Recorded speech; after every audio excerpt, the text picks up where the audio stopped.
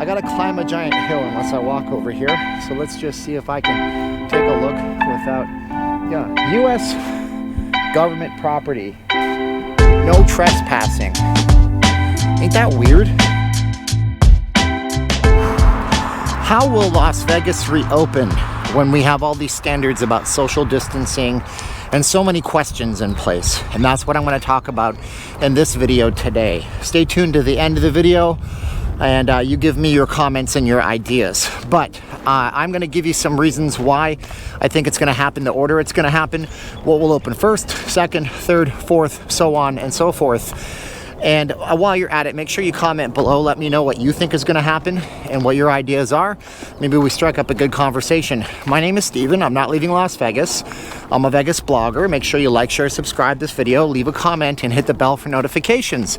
If you guys want to support the channel, hit up the Teespring store. You can get some merchandise. Just sold a coffee mug. That was pretty cool. Or you can go on Patreon, be in the credits, and get videos I can't put on YouTube because they would break the content rules and I would get channel strikes. But let's talk about this for a minute. So we all hope Vegas is going to open up. As of today, April 10th, there's people in my comments on videos saying that they got an email from some of the properties. I think it might be the Wynn or something like that. And they're taking reservations for May 1st. So that's a good sign. Of course, if the president extends out the social distancing rules and the governor of Nevada follows suit, we might see the city coming online much, much later. But when it does come online, what exactly is going to happen? That's the big question. And I don't think it's going to be business as usual in Las Vegas. I think a lot of people's idea of Vegas is what you see in my earlier videos from last year. Tons of people everywhere. Everything's open. Restaurants are open. Cirque du Soleil is playing. People are gathering in front of the Bellagio fountains. The casinos are packed full of folks. And that is an image that we want to have back. But I don't think it's realistic.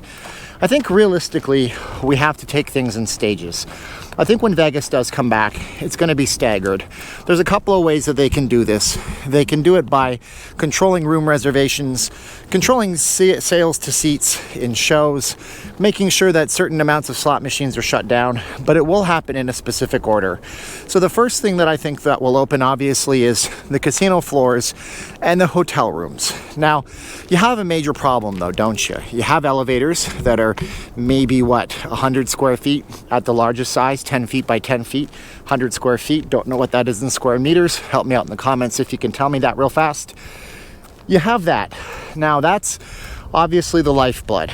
The machines going in these big old casinos out here in Vegas generate the most income for the properties and the most income for the states. So we want that to happen.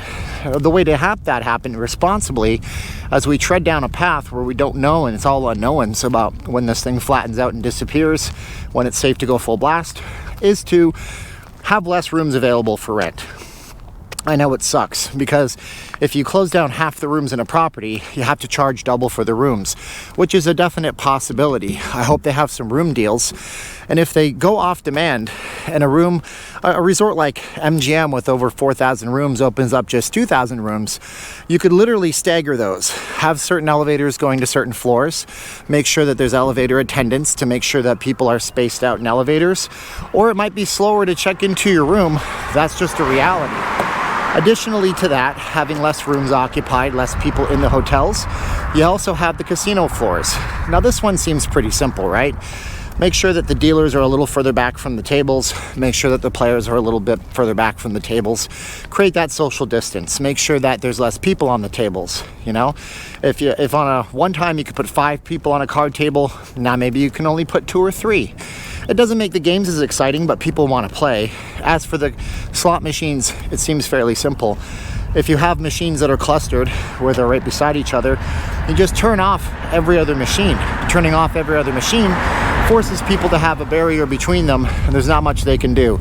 By the way, stay tuned to the end of this video. There's a bunch of National Guard vehicles down here that I'm going to show you.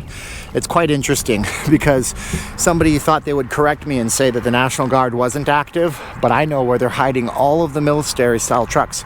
We'll see that at the end of this video. So there you go. That's your hotel rooms, and that is your casino. So what's next? After that opens up, obviously we have to open up the restaurants. We have to support, give people a place to eat. Now, seated restaurants are easy, right? You order, People bring you food. You can control the sanitization of the whole experience, clean the tables, make sure people are spread out. Maybe you have less of the seats filled. Maybe you're social distancing people and limiting how many people can stay at a table. That's okay. Then we have the buffets. Buffets are a little bit tougher, aren't they? People wait in a buffet line. You're gonna have to put social distancing lines on the floors, just like you see inside of the stores that you go into right now. Those lines will keep people separate and keep people apart. I don't know if the casinos have anything in place for hyper-sterilizing plates, or alternatively, having one person hand one plate to one person. So having an attendant hand persons the plates. If you've never eaten at a Vegas buffet, I'm sure it's similar to other buffets you've been to, but you have these stacks of plates that come out of big dishwashing machines. Now those plates are going to be sterile. The CV does not survive in intense heat. They're going to be heated up and sterilized with hot water and steam. But if you have one person handing plates to people, that's a good thing. You do have sneeze guards. Those will have to be sterilized. The sneeze guards are that piece of glass over the food. The good news about what we're up against with this terrible virus that's going around the world is that, from what I've heard multiple times, it cannot survive your stomach acid. So it's not going to be able to survive your stomach acid. If you notice that I'm panting a little bit, it's because right before a live stream 2 days ago, I threw out my lower back. This is the longest I've been able to walk in 2 days, and it's a little bit exhausting. But I thought I'd make a video walking and showing you guys the south end of the strip right there. So the food is going to be okay. We have to make sure the plates are clean. We have to make sure that people aren't putting down plates in one spot, another person picking them up. And you know what? I don't know about the idea of people serving food like the wind was trying to do to you. That seems terribly expensive, labor intensive, and time consuming. But just making sure that all the utensils are replaced, or possibly making sure they're wiped down by every person who picks one up. It might make a buffet a little bit slower, but that's what's going to have to happen. So we have the hotels, the rooms opened. We have the casino floor opened. We have the dining and the buffets opened. What would come after that? I believe the shows would come after that. Shows are a little bit tough. It seems like whatever's going to happen here might follow the guidelines set forth by, of course, Broadway out in New York City. Broadway closed down, and then the Vegas shows closed down. That was the order that they went in. But seems to me like the shows could be a pretty simple deal. You see, if you had a theater that sat 1,000 people for a big Cirque production, you might only be able to sell 500 tickets to that show. Big problem with that is big production companies like Cirque du Soleil, they completely live or die off their ticket sales. It's going to be a problem for them. But at the same time, it'll keep people apart. Same idea as staggering people. You would take every other line in a theater, make sure it was blank, and people can't sit together. Sorry, that's going to be the way it's going to be for a while. But at least the shows could operate. I mean, the performers and the entertainers are further back. I've heard rumors that after that Tiger in New York City came down with a bad case of CV, that the USDA is going to be requiring animals or anything like that in a show to have veterinarians okay and to have the entertainers tested. And of course, these casinos are going to be testing entertainers, slot dealers, anybody working in the hotel excessively. I did that video about how Vegas is going to change going into the new era. So that's your shows for you. Some shows are coming back later than earlier. Some shows that hold more people, they're coming back a lot later. I'm just telling you, it's going to be a lot later, folks. Lastly, we have things like nightclubs and attractions. Attractions are pretty easy. All you have to do with attractions is make sure that people are social distancing themselves. You can always run the zip line. It might be a little bit more difficult in something like the high roller at the Link, because obviously that's an enclosed capsule. So I don't know if they'll be doing things like temperature scanners, but that might be a good idea.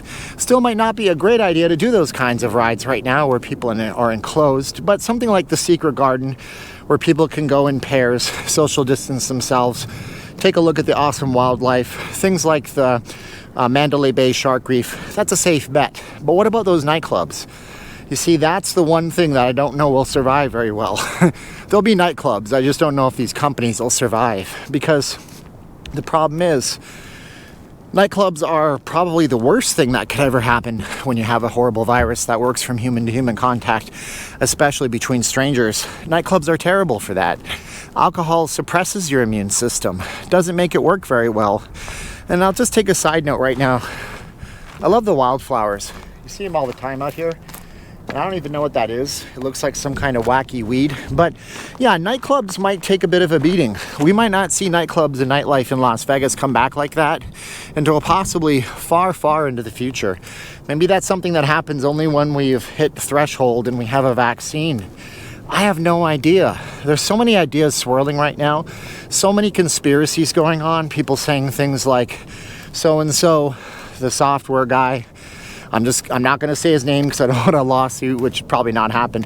They want to get us microchipped or make us all carry cards. They have to give us vaccines. There's so much stuff out there, and I don't want to go on a tangent and a rant, but maybe we'll get to that point where you have to show that you have antibodies or show that you've beaten it in order to really enjoy life. And I hope that's not the case because, you know, that'll be a drag, but things change. At one point, we didn't think we would have the world's smallest supercomputers in our pockets and always be connected to everything. At one point, nobody thought they needed a DVR for their cable TV when they had a VCR, and now we want the cloud DVR. So I'm over here right now. That's the way Vegas will change. This is what it looks like when you have a bunch of National Guard trucks parked right by the South Point, which is right behind me. It's quite a weird thing. I gotta climb a giant hill unless I walk over here. So let's just see if I can take a look without, yeah, U.S. government property. No trespassing. Ain't that weird? That's weird. What is this place exactly? I don't know. You can tell me maybe in the comments. So those are some ways that I think Vegas will reopen. Those are some ways that I think that they will stagger the reopening to make it make a lot of sense for people. And those are ways that we could definitely get back to business here, if not at full capacity, in some kind of capacity at some place. Now I'm gonna walk up these rocks and I'm gonna take a little peekaboo. I know there's cameras. There has to be cameras. So let's go take a look together. Thank you for the journey with you guys, if this is my last YouTube video ever. But here we go. And that's what it looks like. No cuts, no edits, but a bunch of National Guard machines all hanging out. So, with that, I don't want to get myself in trouble. I will tell you, if you guys are watching the video to this point, you guys should like, share, subscribe the video. Thank you so much for considering checking out the Facebook group we have. I wonder when you're going to come back to Las Vegas. You tell me in the comments below. And if you guys got this far, you guys can support me on Patreon or through Teespring. I have 3 small cats. Well, 1 overweight cat, and they all need food, and 1 is medicated. So I appreciate all the support, even if it's just a like, share, subscribe, and a bell for notifications. My name's Steven, and I'm not leaving Las Vegas. Now's the time of the video where I walk very quickly away from this place, which I think I technically trespassed on, and I say 3, 2, 1, click. So 3, 2, 1, and click.